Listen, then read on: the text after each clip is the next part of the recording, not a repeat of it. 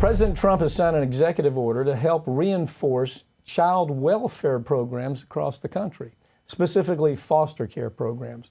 Legal journalist Molly Barros joins me now to talk about it. Molly, you know, good for Trump. Yay! Every now and then you see something like this, you go, wow, wonder how that happened. I honestly think Melania drove this. I'm glad. I think she did. It's so needed. Yeah, okay, talk about what happens here. Well, it's interesting, you know, and it means something, especially to me, because several years ago I actually did an in-depth sort of look at our local state of homelessness.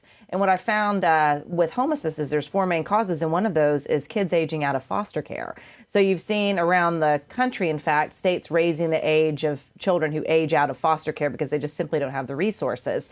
The states don't have the resources to keep these kids in their foster homes. Sometimes they don't have the resources to take care of children that are still minors and really young in foster homes. What if they've aged out, though? So that's just it. So this executive order is basically geared to address a whole slew of problems, including those kids aging out, how states assess if a child needs to be removed from the home, providing funding to make sure that children can go with family members who are willing to take them, because what happens is that sometimes in a separate court hearing, a family member might take custody of a child, and then it becomes outside of state care, if you will, and so they don't have the money and the resources that, say, a foster family might get from the state to take a kid in. So you've got 400,000 kids in foster care, 125,000 on waiting lists. The average wait's like 2 years. They're trying to find forever homes.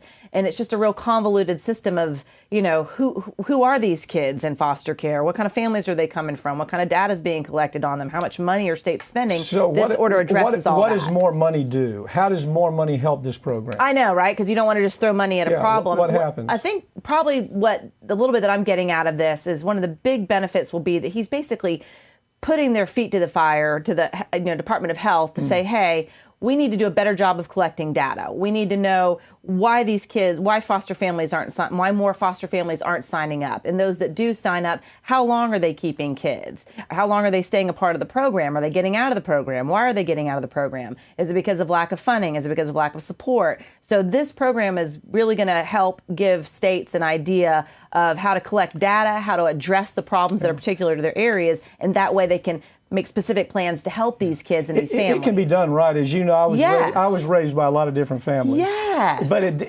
there was no problem with the system. I wasn't really part of the system. I would just move from family to family.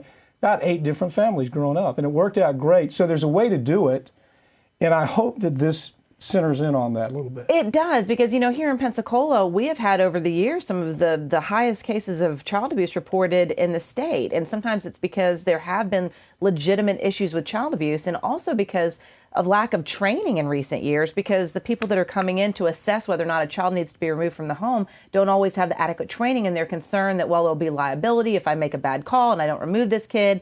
But there's a lack of homes. There's a way to solve this, but it is going to take money. Yes, and so at least Trump addressed this in this executive order. It is going to give money to the data, and maybe through that data and the resources, they can help more families and do more to place these kids in forever homes and help them find adoption. Because, you know, all boats rise with the tide, which I think is essentially the purpose of this, which is, you know, kids, in order to succeed, these kids are just as capable as any kid. You're a perfect example of that. But they need the support of good families, and those families need support from the state in order to give those children that support. Molly Barros, thank you for joining me. Yeah, thanks, Pat. Sure.